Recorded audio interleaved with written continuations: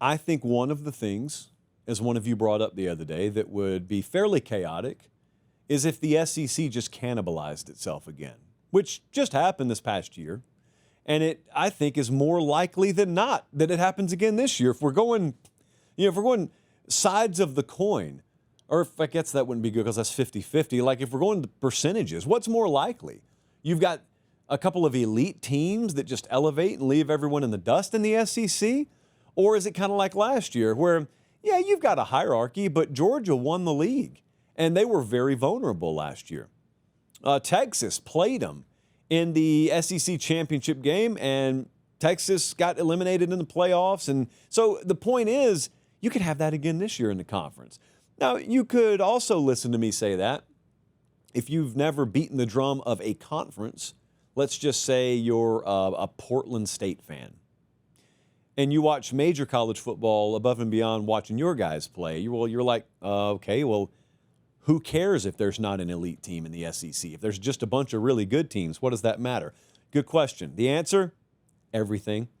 It matters everything because of the conversation around this league, most of it their own doing, but because of the conversation around this league, there is no conventional wisdom when talking about the SEC. There is no logic-based reasoning when talking about the SEC. This is a conference where people will look you dead in the eye and tell you they're in the middle of a drought because they've gone 24 months without winning a national championship. And when you laugh, they'll look at you and say, what's so funny? What's so funny? SEC fanboy, what's so funny? Nothing, sir. Where does chaos come from? Well, it comes from, in this sport, expectation not being met. But the chaos is really born here from the public perception. If the public looks at the SEC and they do anything less than win a national title, the public's going to say, ha, SEC's done. SEC cooked. Bye. SEC yesterday's news. SEC just not what it used to be. The follow-up question to that could be, why does that matter?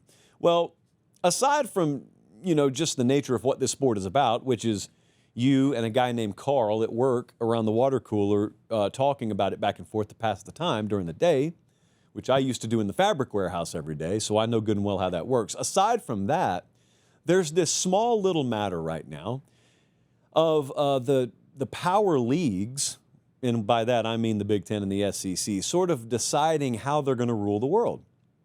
Because we know everybody wants to rule the world. But the follow-up Tears for Fears song that didn't do so good on the charts is only the Big Ten and the SEC actually do rule the world. I think the title was too long. Anyway, what happens if the SEC throws all their weight around and they decide on some format that no one likes, and it's sort of born in the idea or the premise that they are so far above and beyond superior to the likes of the ACC, the likes of the Big 12, and then they just crash and burn. Hey, quick time out. Check and see if you're subscribed to the YouTube channel. If you're not, I humbly ask that you click subscribe. It's free. It doesn't sign you up for anything. What it does is it helps us keep this show free so we can just do college football year-round. All right, back to the clip. Because remember, the way the timeline's going to work this year is college football season starts in September and it ends, who knows, sometime in January. But they've got to decide on that future playoff format by early December. So you don't know how the season turned out before they have to, etch that in stone. I never get how those deadlines work because that's kind of like me saying, I've got to be in bed by 11 tonight. Well, what happens if I'm up at 11:13? I just go to bed at 11:20. What's the penalty? It's kind of self-imposed. So anyway, aside from that, I always think in documentary terms, which I've shared many times on the show. I always think when anyone talks about anything that's currently happening, I always think about the documentary that's going to be made 10 years from now. So 10 years from now, when we are watching the documentary about this period, and what a documentary it will be, by the way.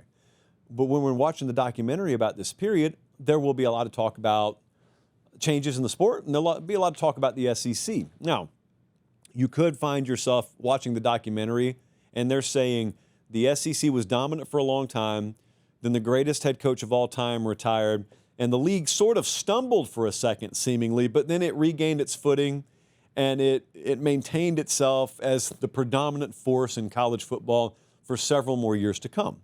You could be hearing someone say that, or you could be hearing someone say the SEC was on top in an era, and as that era gave way to a new era, the SEC's power grip on the sport declined. That coincided with the greatest head coach of all time retiring. The greatest head coach of all time probably made a shrewd tactical move to retire when he did. And then for an extended period of time, it became obvious the SEC wasn't going to be anymore what it had been, but it took some people a lot longer to come to that realization. You could hear people say either of those things in 2035. The fun part is, right now we don't know. You don't know how the documentary is going to shake out because we don't know how the future is going to shake out. I do sometimes. They give the spoilers to me, but I mean, in the interest of drama, I don't share them.